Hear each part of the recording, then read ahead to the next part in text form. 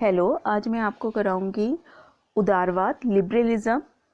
Liberalism में हम पढ़ेंगे उदारवाद का अर्थ और परिभाषा और उसके मुख्य सिद्धांत, meaning, definition and main principles of liberalism.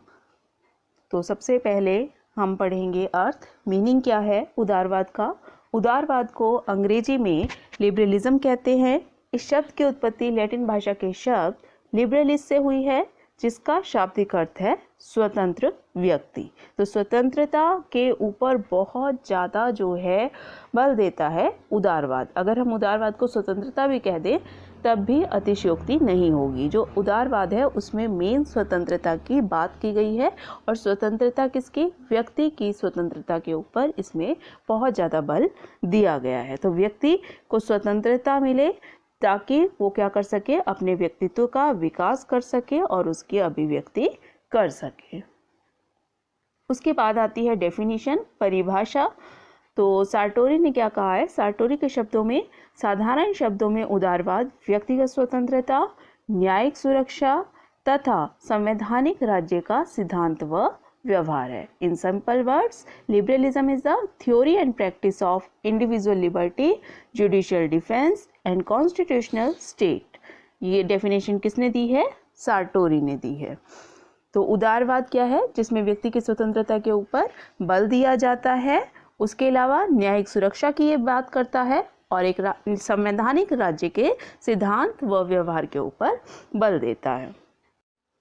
Next है आपका मेन प्रिंसिपल्स ऑफ लिबरलिज्म, उदारवाद के मुख्य सिद्धांत, जिसमें फर्स्ट पॉइंट है राज्य एक मानव निर्मित संस्था है। State is a man made institution. राज्य एक मानव निर्मित संस्था है। उदारवादियों के अनुसार जो है राज्य प्राकृतिक संस्था न होकर कैसी है? मानव निर्मित संस्था है, यानी कि मानव ने अपने जो है हित के लिए राज्य का निर्माण किया है। राज्य जो है प्राकृतिक संस्था नहीं है, बल्कि कैसी है? मनुष्य ने अपने हित के लिए इसका खुद से निर्माण किया है। जो हॉब्स हैं, लॉक हैं और रूसो हैं, उनका मानना है कि राज्य सामाजिक समझौते का परिणाम है, और जो राज्य है वो ईश्वरीय संस्था नहीं है, बल्कि कैसी है? एक मानवीय संस्था है। सेकंड है राज्य एक आवश्यक संस्था है। State is a necessary institution. तो जो प्रारंभिक उदारवादी थे वो तो जो है राज्य को एक अनिवार्य बुराई बताते थे। प्रारंभिक उदारवादी जिनमें नाम लिया जा सकता है हॉब्स का, एडम स्मिथ का, हर्बर्ट स्पेंसर का, इन्होंने तो राज्य को अनिवार्य बुराई बताया। बुराई क्यों बताया? क्योंकि इनके अनुसार राज्य के कानून क्या है? व्यक्ति की स्वतंत्रता में हस्तक्षेप करते हैं। लेकिन जो आधुनिक उदारवादी हैं वो राज्य को बुराई नहीं मानते, बल्कि व्यक्ति के सर्वोत्तम विकास के लिए इसको आवश्यक मानते हैं। इनके अनुसार जो राज्य है वो आवश्यक है, क्योंकि इसके बिना शांति की स्थापना नहीं की जा सकती। थर्ड पॉइंट है आपका राज्य साधन है और व्यक्ति साध्य। State is the means and individual is the end. तो क्या मतलब हुआ? राज्य साधन है और व्यक्ति साध्य है। मतलब जो राज्य है वो व्यक्ति के लिए है। राज्य व्यक्ति के लिए है, ना कि व्यक्ति राज्य के लिए। व्यक्ति के उद्देश्य की पूर्ति करना ही राज्य का उद्देश्य है। व्यक्ति से अलग राज्य का कोई स्थान या महत्व नहीं है। फोर्थ पॉइंट है आपका लिमिटेड फंक्शंस, सीमित कार्य।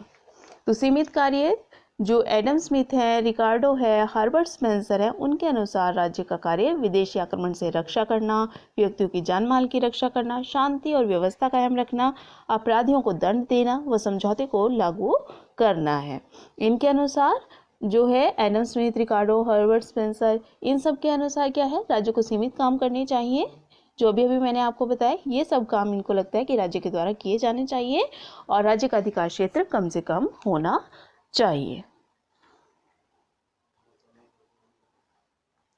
उसके बाद जो आपका फिफ्थ पॉइंट आता है वो है राज्य भलाई का साधन है। राज्य भलाई का साधन है। State is a means for welfare. राज्य भलाई का साधन है। इसमें हम जो उदारवादी विचारक हैं ग्रीन, लॉस्की और मैकाइवर, इनका नाम ले सकते हैं, जिनके अनुसार राज्य को मानव कल्याण का एक साधन ये जो है मानते हैं। राज्य को कैसा?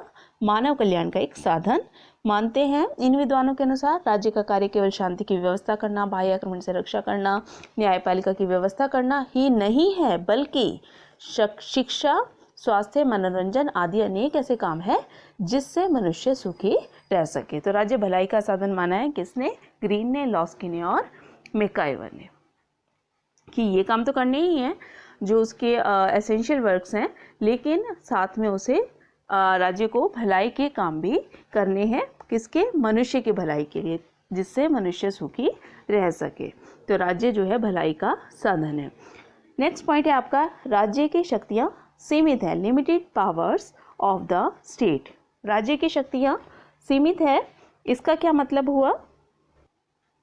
इसका मतलब ये हुआ कि जो राज्य है उसकी शक्तियाँ सीमित है, यानी कि उदारवादी राज्य को निरंकुश और असीमित शक्तियाँ देने के पक्ष में नहीं है, बल्कि राज्य को कानून की सीमाओं में रहकर ही काम करने पर वो बल देते हैं कि कानून जो कहता है उसके अकॉर्डिंग ही राज्य काम करेगा। राज्य जो है निरंकुश नहीं है। तो वही है कि राज्य की शक्तियाँ सीमित है, कानून के अकॉर्डिंग उसको चलना पड़ेगा। 7th पॉइंट है आपका, राज्य सभी के हित की पूर्ति करता है, स्टेट प्रमोट्स कॉमन गुड। तो राज्य सभी के हित की पूर्ति करता है, सिंपल है। उदारवादी विद्वानों के अनुसार राज्य किसी व्यक्ति विशेष या विशेष वर्ग के हितों के लिए काम नहीं करता, बल्कि सभी व्यक्तियों के हितों के लिए काम करता है।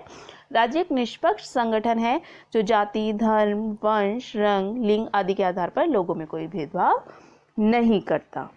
नेक्स्ट पॉइंट है, state is an instrument of reconciliation of interest. राज्य विरोधी हितों में तालमेल उत्पन्न करने वाला यंत्र है। तो राज्य विरोधी हितों में तालमेल उत्पन्न करने वाला यंत्र है का क्या मतलब हुआ कि अब समाज है, समाज के अंदर बहुत सारे लोग रहते हैं, कई बार उन लोगों के बीच में क्या है, विरोध उत्पन्न हो जाता है। क्यों? क्योंकि उनके हित अलग अलग होते हैं। तो उन विरोधी हितों में समन्वय स्थापित करना, लोगों के बीच में तालमेल स्थापित करना, समाज को तनाव मुक्त रखना, ये सब काम कौन करता है? राज्य करता है। तो उसके लिए कहा गया है कि राज्य विरोधी हितों में तालमेल उत्पन्न करने वाला यंत्र है। नेक्स्ट आपका पॉइंट है, राज्य कानूनी संस्था के रूप में, state as a legal institution. तो राज्य कानूनी संस्था के रूप में, इसका क्या मतलब हुआ कि जो उदारवादी विचारक हैं, कुछ उदारवादी विचारक राज्य को एक कानूनी संस्था मानते हैं। राज्य कानूनों का स्तोत्र है और राज्य कानूनों के अनुसार ही काम करता है। जैसे अभी मैंने आपको ऊपर भी बताया था कि जो राज्य है उसकी शक्तियाँ सीमित है, उसमें भी बताया था। तो यही है आपका राज्य कानूनी संस्था के रूप में, कि राज्य जो है कानूनों का स्तोत्र है और राज्य कानूनों के अनुसार काम करता है। और जो हॉब्स हैं उन्होंने राज्य को सभी कानूनों का स्तोत्र माना है। जो बेंथम है, बेंथम के अनुसार राज्य मौलिक रूप से कानून निर्माण संस्था है। तो जो बेंथम है उसके अकॉर्डिंग वो ऐसे कानूनों का निर्माण करता है। वो कौन? राज्य। राज्य ऐसे कानूनों का निर्माण करता है जिससे लोगों के सुख में वृद्धि हो सके।